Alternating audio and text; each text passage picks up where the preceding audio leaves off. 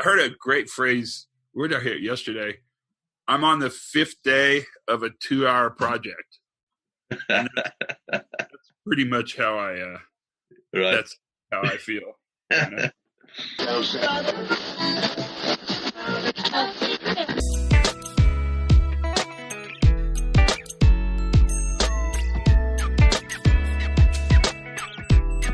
Hey, everybody. Welcome to the Pre-Accident Podcast. I'm Todd Conklin. I'll be... I have an interesting role this podcast. I will be your host. Then I won't be your host. I'll be your guest. Then maybe if, depending on how things go, I might be your host again. A little role expansion, maybe a tiny bit of role expansion here is what's going to happen. How are you? Okay. We are making it here. I mean, it's a little bit nutty for sure and frightening. Still a lot of anxiety. It's interesting. I'm starting to see. So there's 2 observations I would make that are interesting to me. We'll see if they meet your test.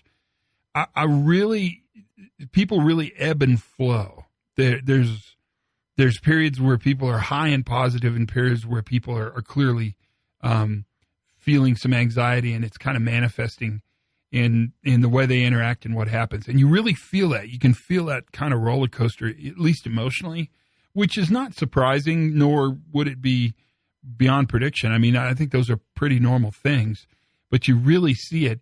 The other thing I'm really seeing is that you absolutely get to a point where you're kind of feeling done with this. You don't want to do it anymore. And some kind of faint attempt to get back to normal, whatever normal means, is really appealing. But I don't know how you guys are, but we're not there yet at all. So that's certainly a part of what's happening.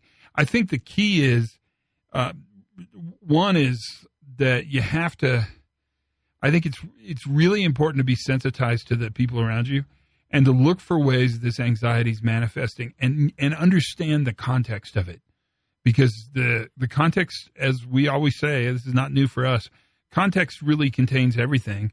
And the context is probably what's driving most of what's happening. The other thing I'm learning is how to be entertaining on a Zoom meeting. So I have a bunch of hats by my desk, and I change hats like about every 3 minutes on a Zoom meeting just to kind of keep things going. I don't say anything about it. I just change hats. And it seems to work. It gets a pretty good response. So let's talk about today's podcast because I'm curious to see what you think. So you know the deal. If you're new to the podcast, first of all, welcome. I'm glad you're here. I'm so happy. You're more than welcome to be here.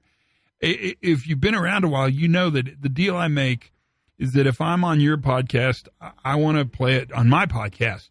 And I do that because I think it's an interesting, I mean, you'll kind of hear what the other podcast sounds like. And it's lazy for me because then it gives, then there's a whole podcast I can do. And so it's double use of my time. And I like that because anytime I can do that, I'm for it. But this one, I think you'll find interesting. This is a guy named Colin Nottage, who's been a long time listener of the Pre-Accident Pod. So he's one of us. But he rolled out his own podcast, and I love what he called it. It's called the Interesting Health and Safety Podcast. Now, that is a bold claim, Colin, because that means you have to be interesting. And I'd suggest, I don't know if this one is interesting or not, but we'll see. But Colin's got a podcast. He contacted me quite persistently, God bless him, because I'm not that good at responding to stuff, especially during this whole shelter at home stuff. It's really easy. It's just super easy to not do work. I don't know if you've noticed how that feels, but or I do work, but it's easy to skip stuff. Like emails, you're like, I'll do that in a minute. And then that minute never comes. That's kind of where I was. But he stayed on me. And so he interviewed me. And what I want to do for you guys is to let you listen to what Colin and I talked about and see what you think. Because it's relatively, I would say it is a quite broad discussion that, at least as near as I could tell, went the direction we wanted it to go.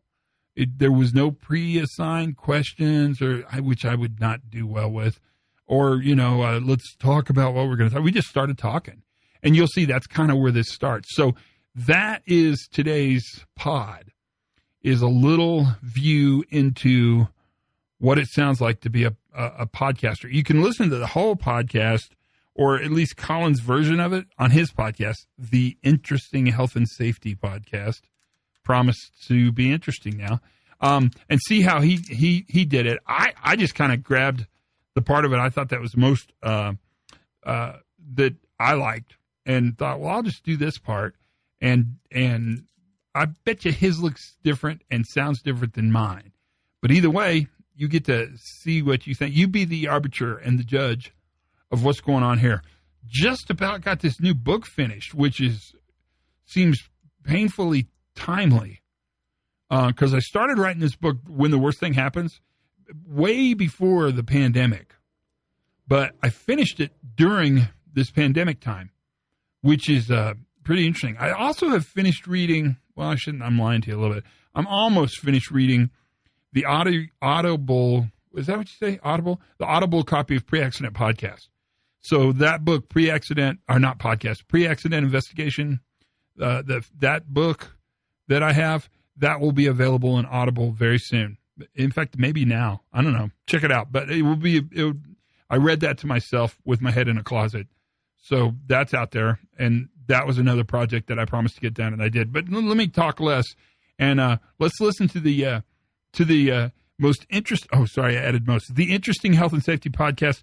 Special thanks to Colin Nottage for doing this. See what you guys think. Listen carefully. Here's our conversation. I'm going to let, if the people I work with want to work with me, I think I'm going to let them contact me. I'm going to try to not put pressure on them to find work. Yeah. Mm-hmm. I don't know. That could be I could have exactly the wrong philosophy, but I don't know. I've never been through a pandemic. It's my first pandemic. Yeah, the Spanish flu was a few years ago, wasn't it? Yeah. I wasn't really paying attention then. I was young and didn't care.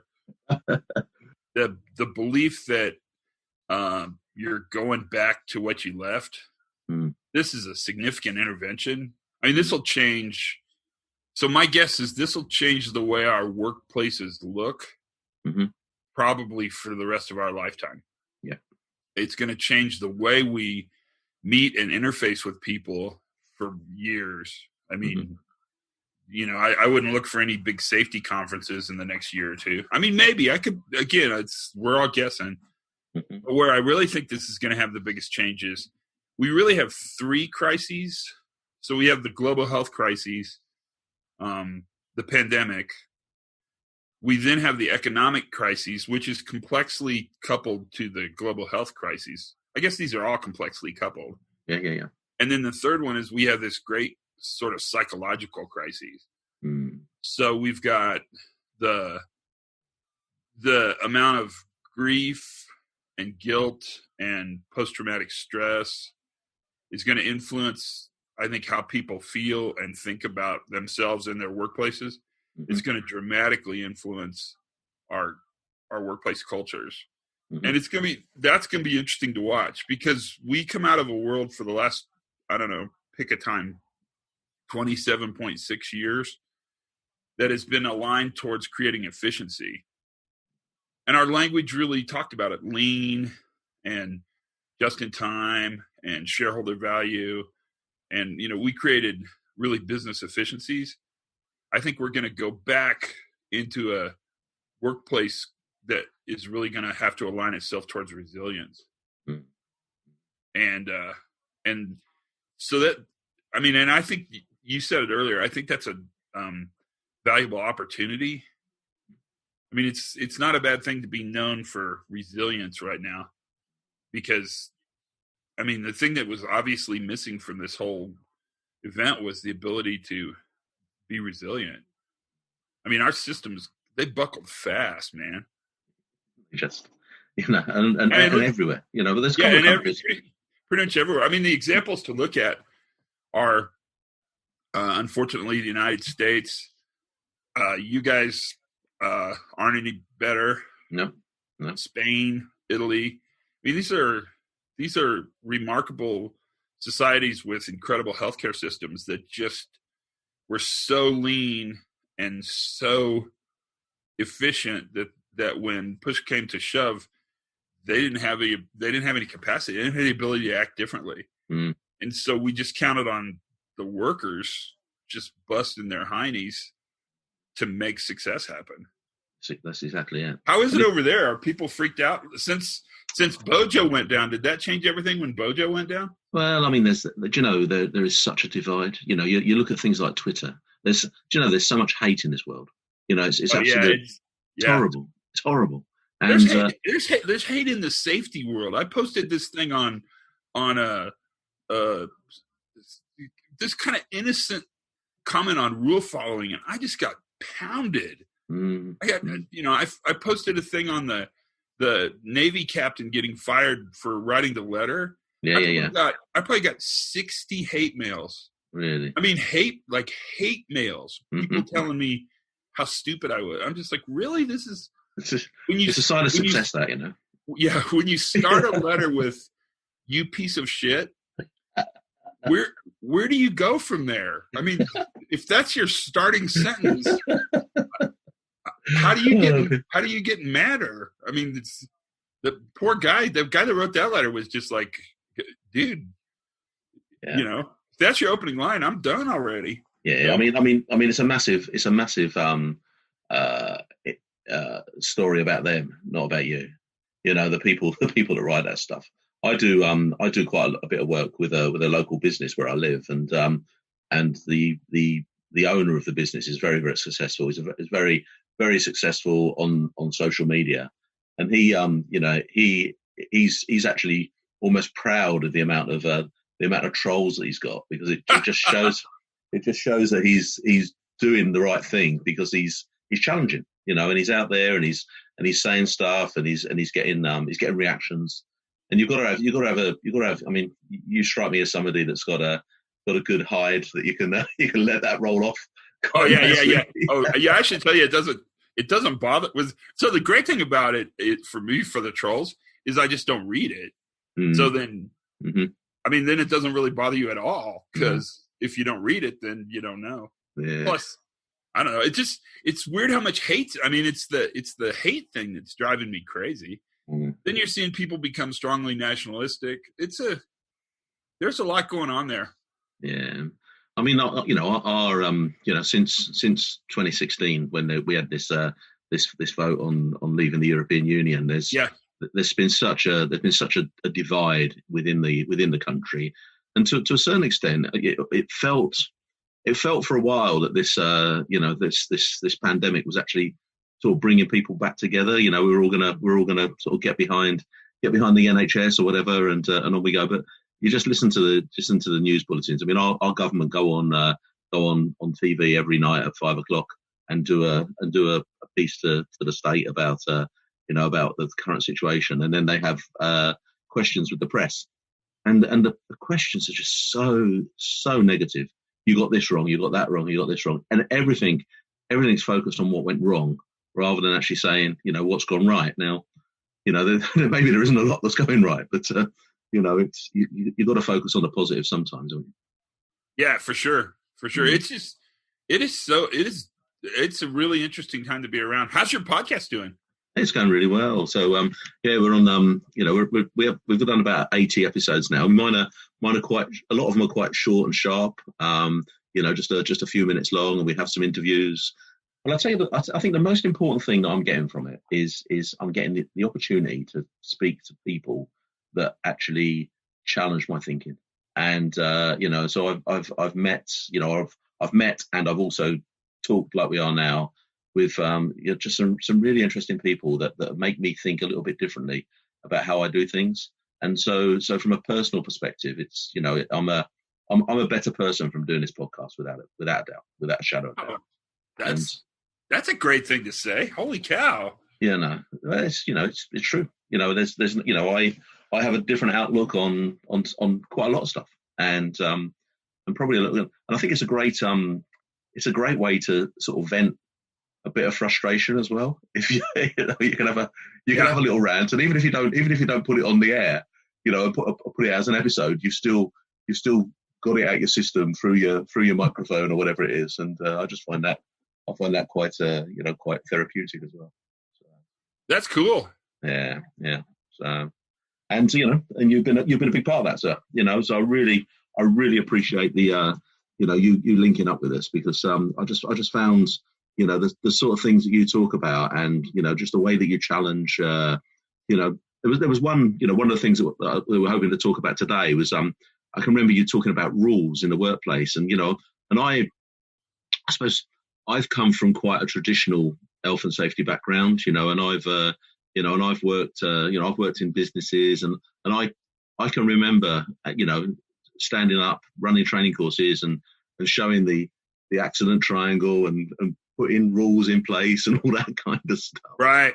And and thinking that I was making a difference, and that was a funny thing about it. I really thought, and we probably did to a certain extent, because going from maybe where the business was to where it wants to be is a bit of a journey, and so we get down a certain way. But just listening to the stuff that yourself and Sydney talk about, it's just really fascinating, and this whole human performance, and challenging people, challenging management to manage, really, I think is what you're trying to do, isn't it? Yeah, it's been a really fun ride, and it's really impactful. I mean, it really makes a huge difference. Organizations get better, and they kill fewer people, and so I mean, it seems like a really good way to go, and it's kind of fun because you are sort of bucking against the orthodoxy, and somebody needs to buck against the orthodoxy, like the triangle, right? The Heinrich pyramid. Nobody really questioned that for a long, long time. And yet when you look at it now, you realize there really is no connection between frequency and severity. I mean, and there never has been a connection between frequency and severity. That's right. So then that becomes really an interesting thing to think about. It's kind of fun. Yeah. No, I'm I think one of the I suppose the way that I work is probably a lower level than yourself in respect to to businesses. I do quite a lot of on stuff on the ground, helping businesses put risk assessments together, and that kind of stuff. And I suppose it's it's getting the people at the top of the business to really change their thinking, because a lot of them have been indoctrinated over the years about the triangle and all of that, and it's getting them to change their view and their approach. How do you go about that? I mean, what's your without giving everything away, obviously, but what's your sort of starting point? So I'll give everything away. I think the most important tool we have is generosity. Yeah, and generosity is really key to success. So everything I'll give away. So the problem with that question is I don't know how it happened, but there's two. One is that when you have access to the senior leadership team, use it. The problem is I don't know how to tell you to get access, because it's hard. I know a couple things for sure. One is that the next switch in safety is not a switch at the worker level. Workers are really pretty darn good at being safe and are constantly trying to be safer. Yep. And the old adage is true. Nobody comes to work and wants to have an accident. I mean, we know that's true. The next change in safety is really a shift in how management thinks about leading safety. And that big shift, which I talk about all the time, is pretty easy. I mean, I can summarize it for you. It's changing the way they think about the workers. So they move from thinking the worker is the problem to be fixed, which is traditional safety orthodoxy. We make safety programs better by making workers safer, to realizing that the worker is really the solution, that workers are problem solvers, and that they understand at a much more profound level how our systems work, where our systems are strong and where our systems are weak. The shift, though, because I'm not ditching your question, I promise, the shift is to help the leadership understand that change. And what I've found to be most effective is to get them to redefine safety. So how do you define safety? What's your definition of safety? If somebody asks you that question, I guess somebody is asking you that question. I'm doing it right now. What's your definition of safety? It's the presence of control. I think Yes. is how I like to look at it. A lot of businesses look at things. Well, we haven't had any accidents in the last 2 years or 18 months or 12 months or whatever it may be. And it's really. But how have you achieved that? And have you achieved that because you've got the control in place, or have you tossed the coin and it's come up heads? Yeah, were you good or were you lucky, right? Yeah. That definition you gave is really a good definition. If I stopped 10 leaders in companies you work with, would they give the same definition? And the challenge is, especially at the leadership level, is what they measure and count is the absence of failure, the absence of injury, really, if you push me. Yeah. And so they see safety as really the absence of an accident. Mm-hmm. When in reality, the workers will tell you safety is the presence of capacity. Yeah. Right. I mean, it's the ability to act and to make a difference. Once that shift happens at the leadership level, you're home free. And it doesn't take them long to get it. I mean, longer than probably a normal worker, but it's not a long time. The question is how do you get access? Mm-hmm. And the access, that part's hard. I think it helps to have books. Yep. Mm-hmm. I really do. I mean, I think that gives you some instant credibility. I don't know if it should give you instant credibility, but it does give you credibility. Mm-hmm. I think like the podcast helps get access because a lot of people listen to it. And then I also think what you charge, believe it or not, has a lot to do with the access you get in the organization. If you're expensive, you get to talk to the boss. Yeah. Because you cost a lot of money, right? Yeah. So, but if you're cheap, then you never get to talk to the boss because their time is really valuable and they don't have time to do that. The last thing I would add is that is unfortunate the right word? A lot of times I come in after really a serious thing has happened. Yeah. So something really bad took place. People are dead or something really horrible transpired. And then you have really amazing access. And you can actually sit in a room and tell them their baby's ugly. And they'll listen to you because they're usually quite in shock and quite freaked out. But that's a hard question, but it's a really good question to ask.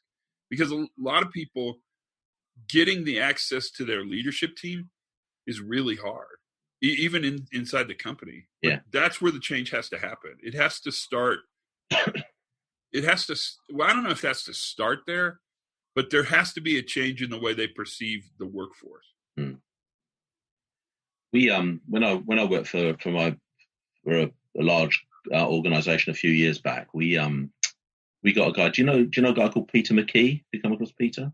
No. Okay. Peter's pretty much retired now, but he used to be CEO of DuPont many years ago, and he was also the chair of the Health and Safety Executive in Northern Ireland, and he's from Northern Ireland. Really nice guy, and he came round and did this thing called visible felt leadership. You may have heard of that. I'm familiar with that from DuPont stuff, yeah. Yeah. So, and it was just really great because that was getting the management in the business to actually get out of their safe zone and get out into the workplace where stuff was happening and challenge and ask questions and I think one of the big issues that we found was that some of those people were really, really uncomfortable at doing that.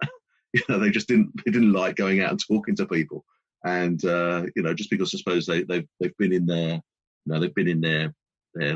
their safe zone, their office, their ivory tower, or whatever it was. But I found that really good. I spent a lot of time going around the country with him, spending time out talking to people. How do you think that'll play out post-pandemic? Because we've had a really interesting thing happen where we have these essential workers that are running, Tesco and the gas station and, transportation. And we have all these other workers, read that as kind of leadership and administrative workers who are working from home. Mm-hmm. That division strikes me as relatively important to think about from a safety position. Because I would think a really good question to ask is if we kept the groceries on the shelves in Tesco without our leadership, why do we need our leadership? Mm. I mean, that's Yeah. kind of a fair question, isn't it? Yeah, no, that's, I mean, if we were able to provide the product during a time of high crisis and stress without our administrative leadership team, why do we need our leadership team? Yeah, no, that is an interesting question, isn't it? So, you know, it's I think you know, I think it's really it's about I suppose being able to get more clarity on what people are actually doing and what they're actually delivering into the business, because not every important role is the customer facing role, although the customer facing role is important, you know, and it's about being able to be open and honest and transparent and really challenge, you know, where each person fits into the cog to make that wheel turn successfully. Yeah. Yeah. That's interesting. That's interesting.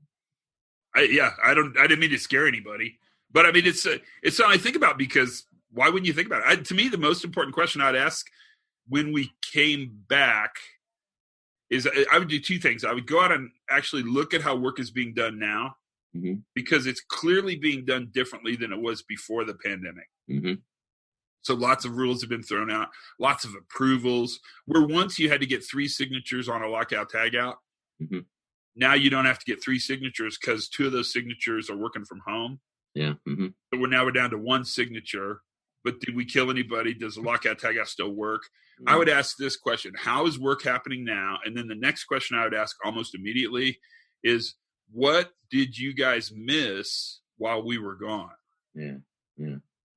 And then that list would become important, because that really is the function that the non-customer facing workers provide to the workforce. And then everything else, I would guess you could just sort of cleave out and throw away. And maybe you don't need 3 signatures on your lock and tag permission slip, because you clearly, when it got to the important time, when we were in crisis, we gave up 2 of those signatures immediately. Right? And did we get more dangerous? You'll just have to ask. I mean, it's a really interesting question to ask. No, that's it's gonna be interesting, and it's gonna be interesting to see how consultation and communication works, and and how people do engage, because for a while after, when we do get lifted, I walk down the street now, and I went to the supermarket this morning, and everything's marked out 2 meters, and everybody's keeping their distance from everybody, and nobody's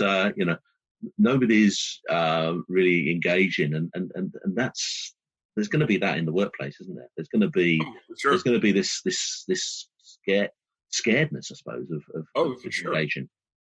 I think it's going to be a combination of fear, anxiety, and a combination of grief. So I think there's a lot of grief for what's been lost. Yeah. So, and not just people, although that's a significant. There will be people with loss there, but also sort of a loss of innocence, a loss of the old way, because some stuff's not coming back. I mean, and I'm not sure. I mean, I'm not sure it should come back, but it's, the Lexan screen between you and the cashier is probably not a bad idea. And one wonders if they'll take them back down, or if they'll make them more permanent. Yeah. And that's a good question, right? And those are the questions we should be really thinking about. Hopefully we'll bounce forward out of this. But to do that, we've got to change our metaphor of what we're going through. We can't look at this like a storm, right? When the storm is over, we'll go out and clean up the yard and go back to our lives. This is a big change in how we identify and how really things happen. How work is done is a pretty good way to think about it. I mean, I'm based just north of London, and I do quite a bit of work up in Scotland. And I've just been chatting to the clients that I have been going up to once a quarter and spending some time with them on site, and just saying, look, if we do like we're doing now, a lot of what I do when I'm up there, we could do like this. And what it means is rather than me coming up for 2 days a quarter, I can actually do this every month with you for a half a day or a day, and we can just get plans and programs, and we can actually really challenge how things improve, and we can get traceability, and it's not going to cost you anymore because there's no flights, there's no hotels, there's no travel costs. We're going to be able to do so much more for the same amount of money, and they've just been really open to that, and people just really like the idea of doing things differently. So what do you think? That's how the sausage is made. You got to see the sausage being made, or you got to hear the sausage being made. That is pretty much the podcast. Thanks for listening. Tell your friends. Let's see if we can get some more. If this will help anybody listen like crazy, pass it out freely. There are no rules here. Enjoy. Have a good time. Until then, learn something new every single day. Have as much fun as you possibly can. Be kind to each other. And for goodness sakes, be safe.